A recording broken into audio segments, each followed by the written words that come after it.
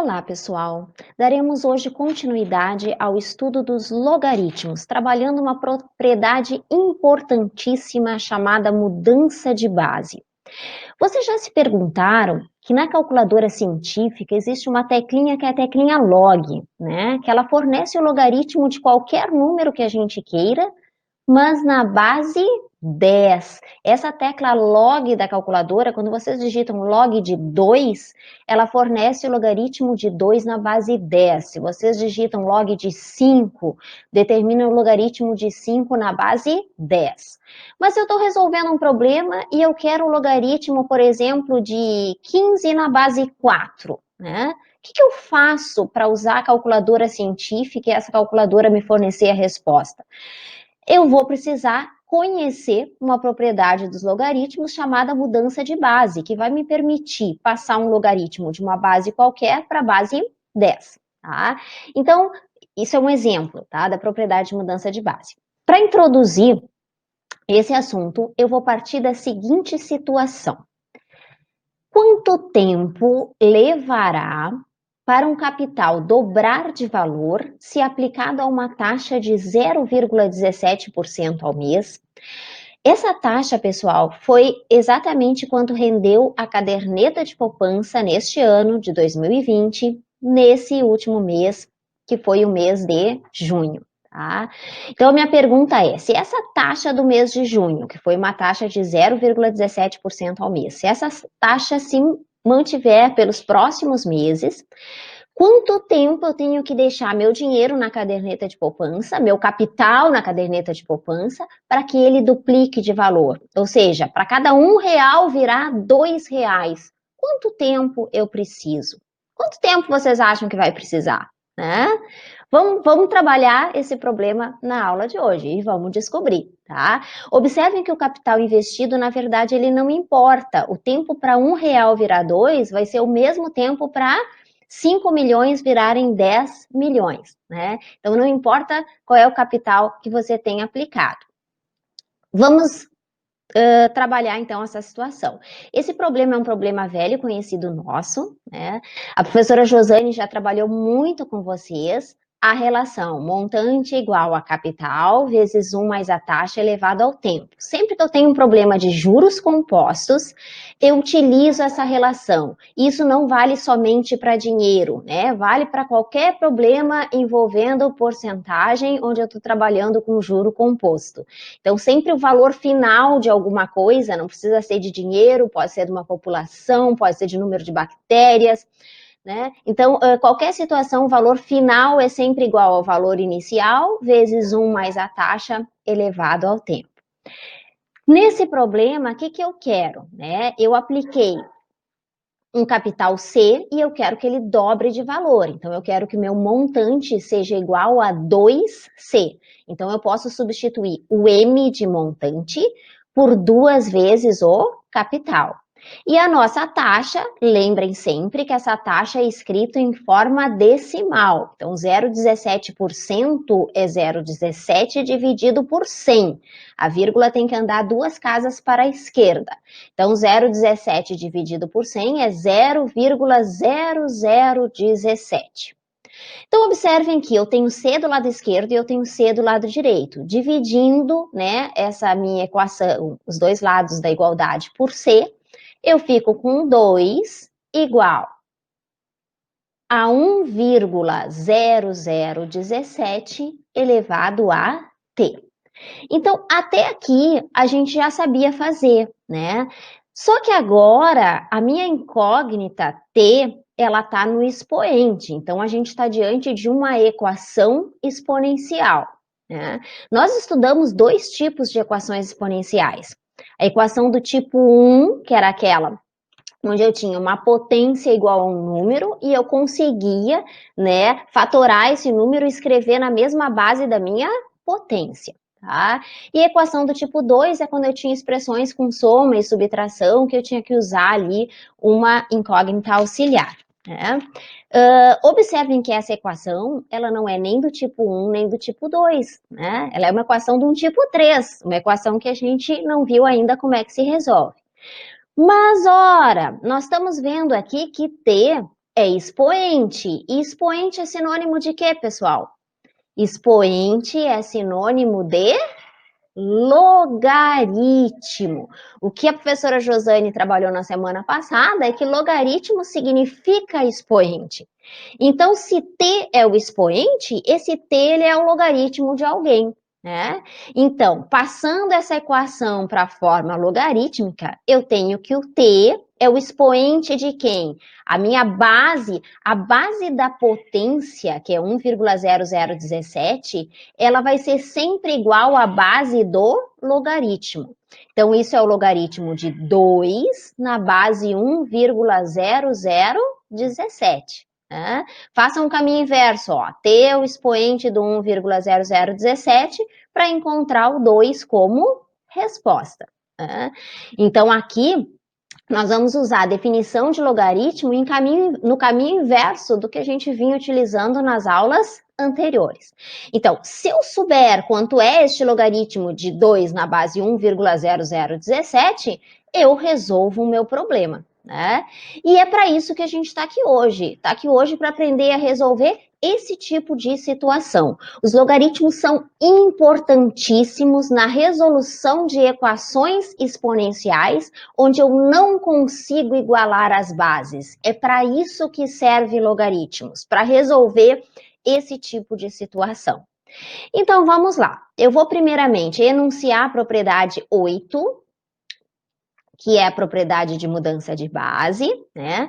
Que ela vai me dizer o seguinte, para aí que eu me enganei e passei aqui a... Tá, vamos lá. A propriedade de mudança de base, que é a propriedade 8, diz que o logaritmo de A na base B vai ser sempre o quociente entre o logaritmo de A e o logaritmo de B numa base C adequada qualquer. Eu posso passar um logaritmo para a base que eu escolher, desde que essa base seja um número adequado. O que eu quero dizer com isso?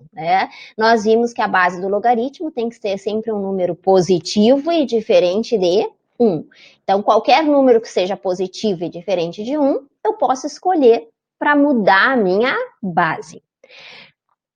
Mais adiante, eu vou colocar um vídeo demonstrando essa propriedade, tá? Por que ela vale? O que eu vou fazer agora é uma exemplificação, para vocês entenderem como que eu posso utilizar a propriedade de mudança de base. Para isso, eu vou partir do seguinte exemplo. Digamos que eu queira saber o logaritmo de 32 na base 16. Esse logaritmo a gente consegue resolver utilizando a definição, não é mesmo? Eu posso chamar esse logaritmo de x e transformar esse logaritmo numa equação exponencial. Logaritmo é expoente.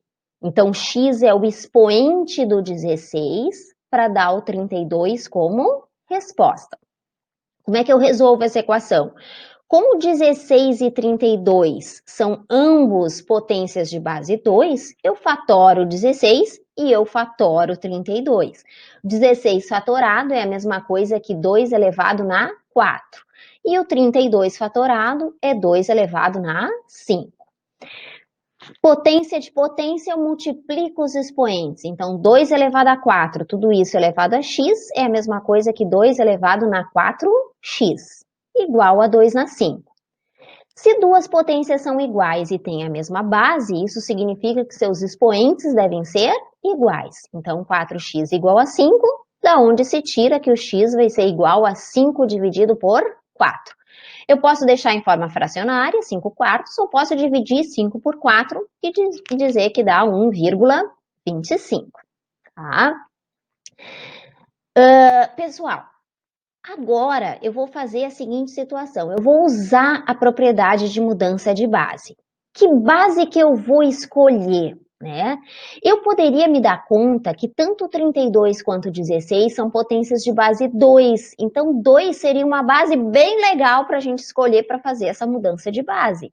Então, eu poderia, passando para a base 2 e utilizando a propriedade 8, dizer que o log de 32 na base 16 é o log de 32 na base que eu escolhi, que é 2, dividido pelo log de 16 na base que eu escolhi, que é 2. Observem que essa base escolhida ela tem que ser a mesma no numerador e no denominador.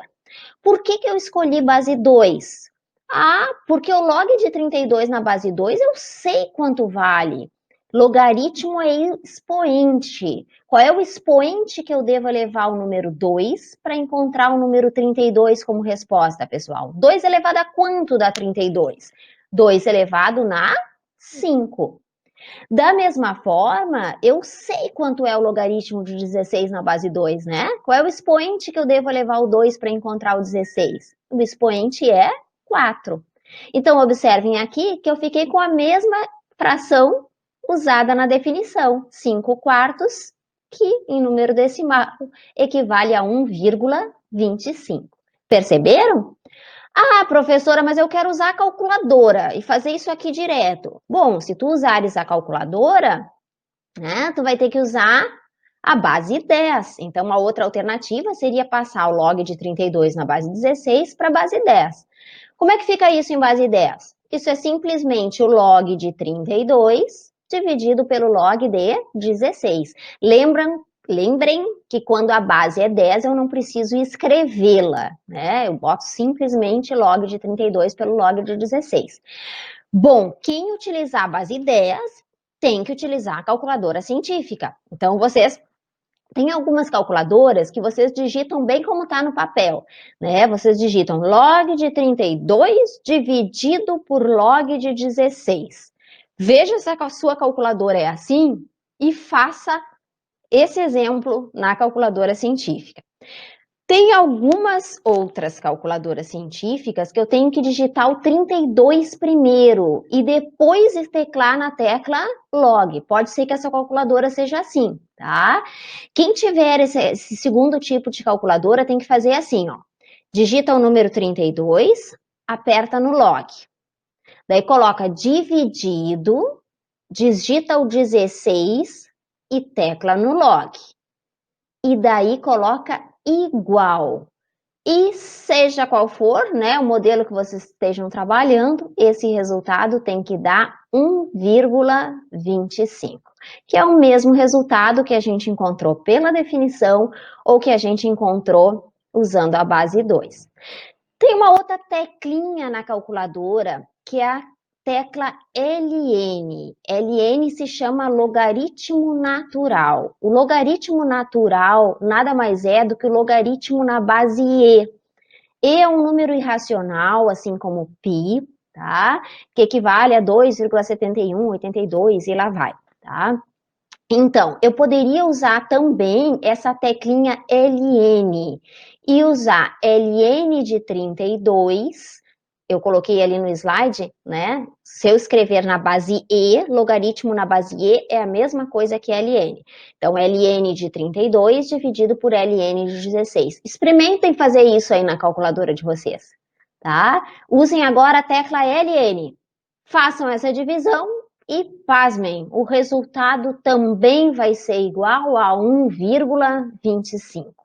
Então, tudo isso foi para elucidar que não importa a base que eu escolher, a resposta final sempre será a mesma.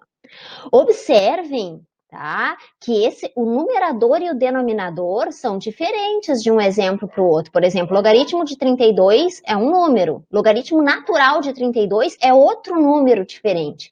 Mas na hora que eu fizer essas divisões, a resposta final dará a mesma. É interessante, não é? Então a gente pode, já sabemos agora como passar um logaritmo de uma base qualquer para a base que eu escolher, tá? E eu, por exemplo, se eu estou sem uma calculadora científica, é muito mais fácil trabalhar esse exemplo aqui passando para a base 2, já que 32 e 16 são potências de 2, e isso eu posso fazer de cabeça, sem precisar de um auxílio computacional, certo? Então, vamos adiante. Vamos voltar ao nosso problema inicial. O que eu tinha no meu problema inicial? Eu tinha quanto tempo levará para um capital dobrar de valor se aplicado a uma taxa de 0,17% ao mês. Vamos recapitular, né? A gente acabou de fazer a equação, o montante tinha que ser igual a 2 vezes o capital, então 2C. A taxa 1 mais 0,0017 virou 1,0017. Eu cortei C de um lado com C do outro, dividi, na verdade, né, ambos os termos da minha equação por C. Fiquei com 2 igual a 1,0017 elevado na T. Nós lembramos que se T é expoente, expoente é sinônimo de logaritmo, então o T é o log de 2 na base 1,0017. Na hora de fazer essa transformação, lembrem sempre que a base da potência é a base do logaritmo, para não ter perigo de vocês escreverem ao contrário, escreverem log de 1,0017 na base 2, tá? Então fiquem sempre atentos para lembrar que a base da potência é a base do logaritmo. E agora, professora, o que eu faço? Eu quero usar minha calculadora para responder essa pergunta. Bom, se eu quero usar a calculadora, eu vou passar para a base 10.